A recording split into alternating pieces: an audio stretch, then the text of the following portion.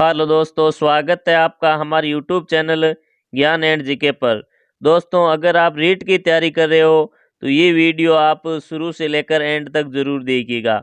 आज हम बात करेंगे जो एसएसटी का एग्ज़ाम होने वाला है, इसमें जो आरबीएससी की जो बुकें हैं, उन बुकों में जो 6 से 8 तक की जो बुकें हैं, यानी एसएसटी से संबंधित जो कक्षा 6 से लेकर 8 तक जो किताबें हैं, उन किताबों का निचोड़ हम देखने वाले हैं एमसीक्यू क्वेश्चनों या कह सकते हैं वन लाइनर क्वेश्चनों के माध्यम से। तो आप इस वीडियो को शुरू से लेकर एंड तक जरूर देखिएगा। देखिए, 90 डिग्री अक्षांश रेखा कहाँ पर विद्यमान है, यानी जो 90 डिग्री अक्षांश रेखा है, दक्षिणी अक्षांश रेखा, ये दक्षिणी ध्रुव में स्थित है। 90 डिग्री दक्षिणी अक्षांश रेखा कहाँ स्थित है, तो ये दक्षिणी ध्रुव में स्थित है। 23.5 डिग्री दक्षिणी अक्षांश रेखा क्या कहलाती है, यानी जो 23.5 डिग्री दक्षिणी अक्षांश है, ये मकर रेखा कहलाती है। और जो 23.5 डिग्री उत्तरी अक्षांश है, ये क्या कहलाती है दोस्तों, आपको कमेंट करके बताना है। 23.5 डिग्री उत्तरी अक्षांश क्या कहलाती है, कमेंट करके जरूर बताना है। 66.5 डिग्री दक्षिणी अक्षांश, 66.5 डिग्री दक्षिणी अक्षांश रेखा क्या कहलाती है, तो ये कहलाती है अंटार्कटिक वर्त। अंटार्कटिक वर्त 66.5 डिग्री दक्षिणी अक्षांश। अगला क्वेश्चन देखिए, उत्तरी गोलार्ध में क्या अधिक है, तो उत्तरी गोलार्ध में बात करें तो यहाँ पे स्थल भाग अधिक है और दक्षिणी गोलार्ध में जल भाग अधिक है। तो उत्तरी गोलार्ध में क्या अधिक है, स्थल भाग अधिक है। कुल अक्षांश 181 है तथा वृत्त कितने हैं, यानी कुल अक्षांशों की बात करें तो ये 181 है और वृत्त 179 है। 179, क्योंकि जो ग्लोब में उत्तरी और जो दक्षिणी अक्षांश है ये बिंदुवत होते हैं। अगला देखिए, भारत किस गोलार्ध में है, यानी जो भारत है ये किस गोलार्ध में स्थित है, तो ये उत्तरी गोलार्ध में स्थित है। भारत उत्तरी गोलार्ध में स्थित है। 1 डिग्री अक्षांश की पृथ्वी के धरातल पर कित दूरी कितनी होती है, यानी दोस्तों जो अक्षांश रेखाएं हैं, ये 1 डिग्री अक्षांश रेखा पार करने में कितनी दूरी तय करनी पड़ेगी, तो लगभग 111.13 किलोमीटर, यानी 111 किलोमीटर की दूरी होती है। यानी 1 डिग्री अक्षांश के मध्य जो दूरी होती है वो 111 किलोमीटर होती है। 1 सेकेंड अक्षांश की कोणीय दूरी कितनी होती है, 1 सेकेंड अक्षांश की जो कोणीय दूरी होती है ये 31 मीटर होती है। कितनी होती है, 31 मीटर। दोस्तों, अगर आपको ये वीडियो अच्छा लग रहा है तो इस वीडियो को लाइक करें और चैनल को सब्सक्राइब कर कमेंट में जय हिंद लिखे। देखिए क्वेश्चन नंबर 9, भूमध्य रेखा से कर्क व मकर रेखा के मध्य सूर्य के सीधे चमकने के कारण गर्मी ज्यादा रहती है। यानी दोस्तों बात करें अगर हम ग्लोब में, यानी जो भूमध्य रेखा के उत्तर में कर्क रेखा और दक्षिण में मकर रेखा है, इनके बीच में है जो सूर्य सीधा चमकता है, इस कारण इस क्षेत्र में गर्मी ज्यादा रहती है। तो ये क्षेत्र क्या कहलाता है, तो ये क्षेत्र कहलाता है उष्ण कटिबंध। ये क्षेत्र उष्ण कटिबंध कहलाता है।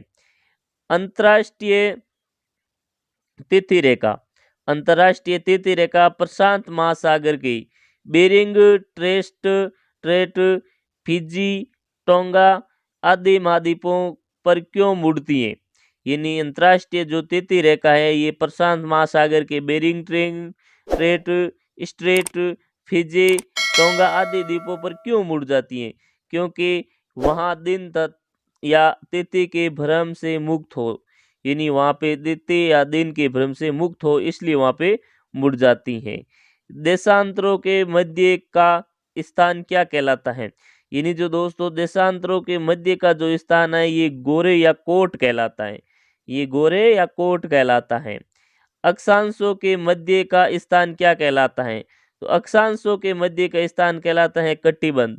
यानी देशांतरों के मध्य का स्थान तो गोरे कहलाता है और अक्षांशों के मध्य का जो स्थान है ये कटिबंध कहलाता है।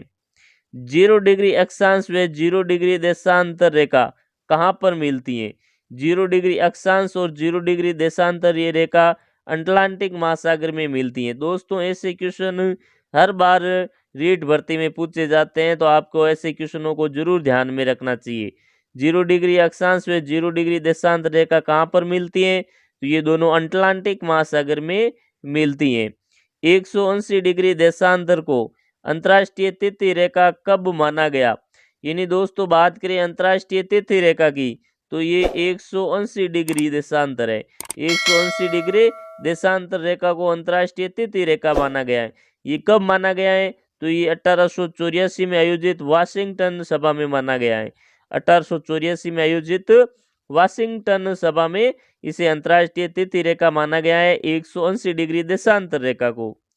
ये रेखाएं पृथ्वी को किस में बांटती है? यानी जो देशांतर रेखाएं हैं ये पृथ्वी को किस में बांटती हैं? तो ये पूर्व व पश्चिमी देशांतरों में बांटती है।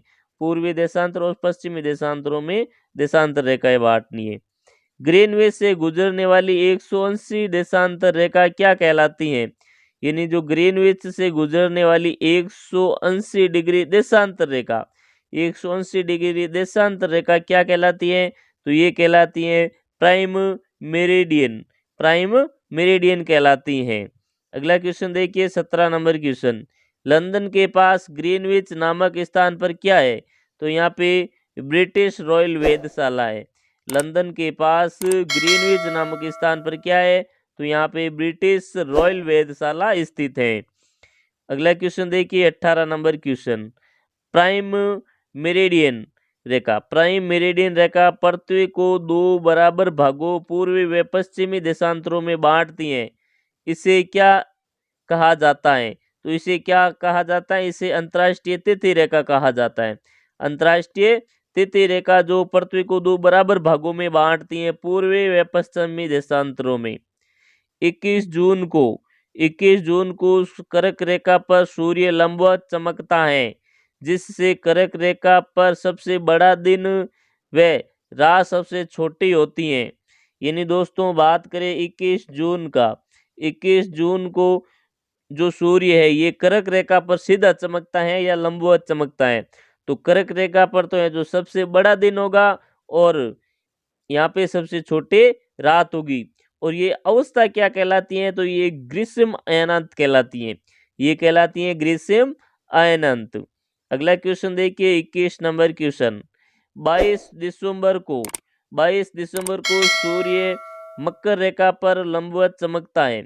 यानी 21 जून को तो कर्क रेखा पर चमकता है, लेकिन बात करें 22 दिसंबर की, तो 22 दिसंबर को मकर रेखा पर लंबवत चमकता है, जिससे क्या होता है कि मकर रेखा पर सबसे बड़ा दिन और सबसे छोटी रात होगी।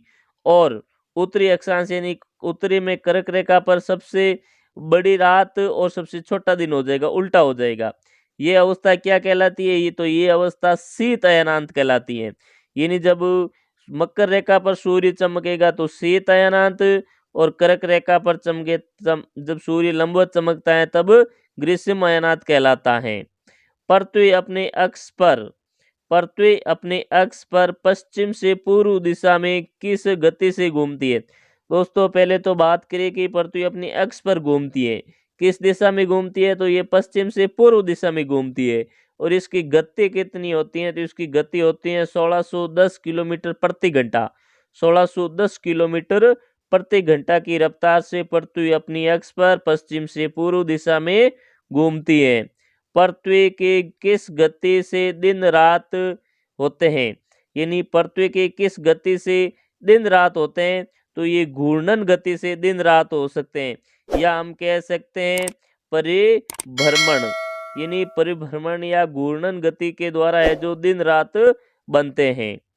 देशांतर स्थान का विस्तार बताते हैं। जो देशांतर है ये स्थान का विस्तार बताते हैं, जबकि देशांतर रेखाएं किस लिए प्रयोग की जाती हैं? तो ये समय ज्ञात करने के लिए की जाती हैं। यानी जो देशांतर रेखाएं हैं ये समय को ज्ञात करने के लिए बताई जाती हैं। दोस्तों अगर आपको ये वीडियो अच्छा लग रहा है तो इस वीडियो को लाइक करें और चैनल को सब्सक्राइब कर कमेंट में जय हिंद लिखें। देखिए क्वेश्चन नंबर 26। देशांतर रेखाएं ध्रुवों को मिलाते हुए किस रूप में खींची जाती हैं? तो जो देशांतर रेखाएं हैं ये ध्रुवों को मिलाते हुए अर्धवर्ताकार रूप में खींची गई हैं। यानी देशांतर रेखाएं अर्धवर्ताकार रूप में खींची गई हैं। पृथ्वी 24 घंटे में 360 डिग्री घूमती है। यानी पृथ्वी 24 घंटे में 360 डिग्री घूमती है, अर्थात 1 घंटे में 15 डिग्री घूमती है। यानी पृथ्वी 1 घंटे में कितनी डिग्री घूमती है? 15 घंटे। अतः हम कह सकते हैं कि 4 मिनट में पृथ्वी कितना घूमती है? तो 4 मिनट में पृथ्वी 1 डिग्री घूमती है। दोस्तों ऐसे क्वेश्चन आपको जरूर ध्यान में रखने चाहिए। देशांतरों का प्रमुख कार्य क्या होता है? देशांतरों का प्रमुख कार्य होता है जीएमटी यानी ग्रीनविच मीन टाइम के सापेक्ष समय स्थानीय समय ज्ञात करना। यानी जो ग्रीनविच टाइम है उसके सापेक्ष स्थानीय समय ज्ञात करना, ये देशांतरों का प्रमुख कार्य होता है।